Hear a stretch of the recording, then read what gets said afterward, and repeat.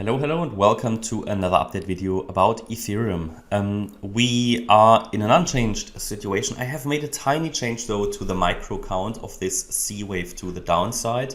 I also want to explain in this video the difference between the Bitcoin C wave count and the Ethereum C wave count, because at present they do not fully align.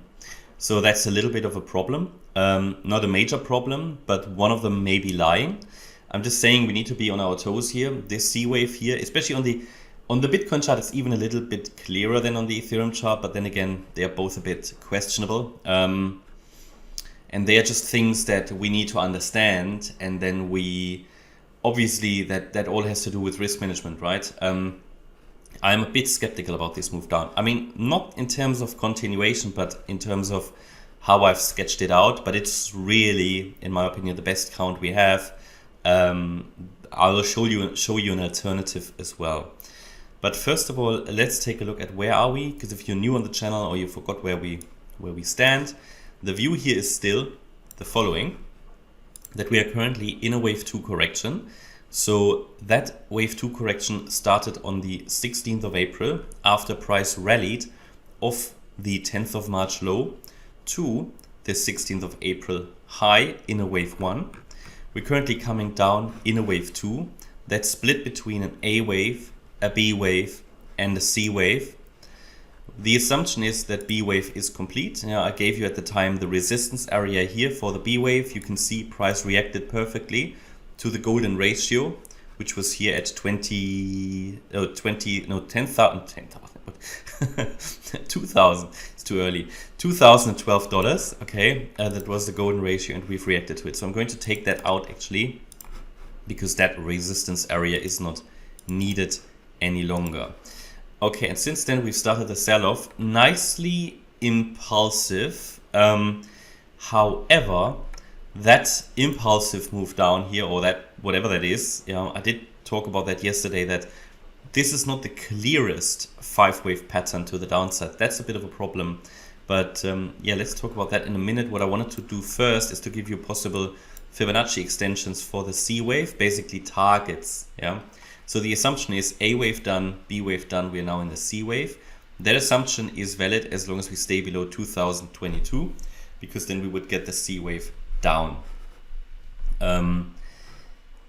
Well, the B wave is valid, right? This count is valid until we break that high. Okay. Of course, the closer we get to the B wave resistance, the less probable it will be that it's going to hold, but we'll see.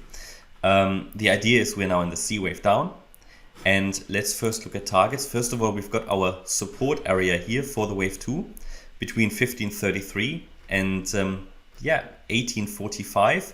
And we're reacting to the 1845 level already. So that was a clear support level, a Fibonacci support. We talked about the 38.2 Fib retracement.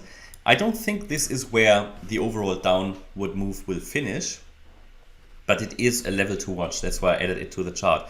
Normally, in a wave 2 correction, which this one is, consisting of A, B, C, I want to see the price get to at least the 50% retracement at 1754. Sometimes they don't get there, but most likely they do.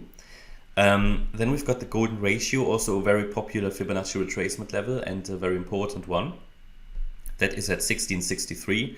And then we've got the 78.6 retracement down there at 1533. As long as 1533 is holding, we can go with the current wave count and would expect afterwards a third wave rally to the upside. That should eventually take us to $3,000. We're not there yet. First of all, we need to complete this move down. Mindset needs to be, in my opinion, at the moment, that we go down further until we see an impulsive reaction to the upside. I have no indication that it has bottomed yet. And now it's time to look at Fibonacci extensions. Now that we talked about the support targets, it is sometimes useful to look for extension targets to see where they do align. And we have here the 61.8 extension, 1820.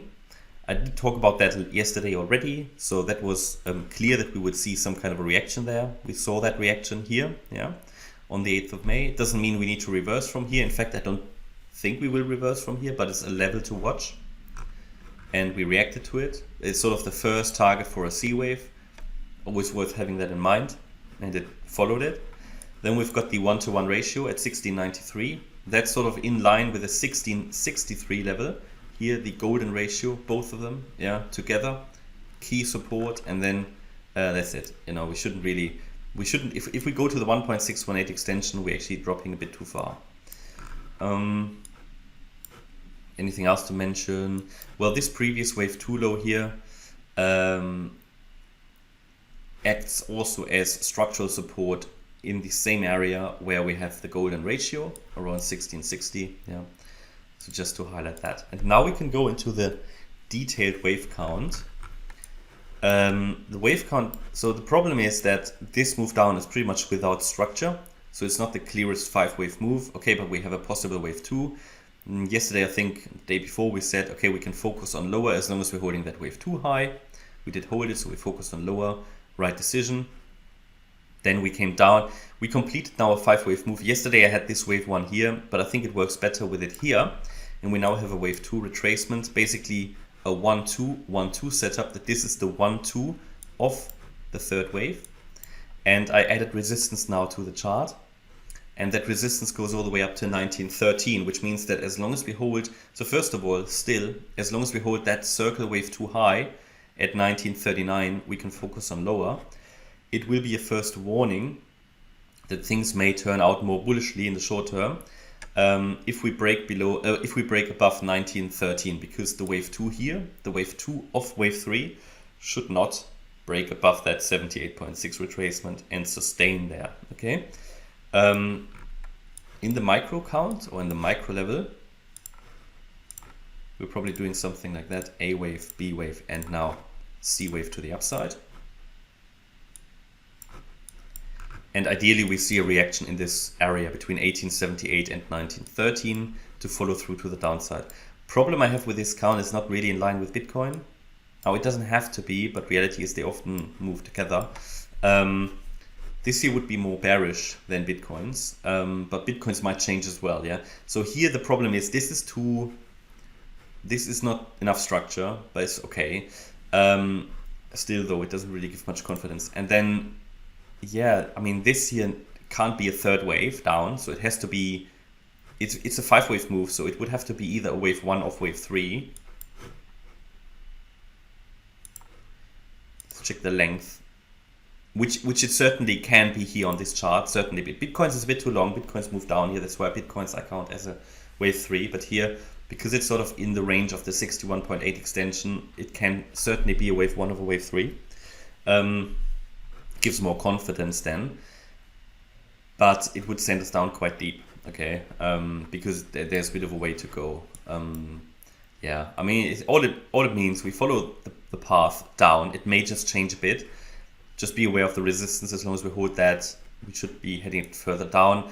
There's of course the possibility that this is an ending diagonal, yeah, and that we get just a bit of a chop here, that we just do this, that this here was a wave 1, yeah.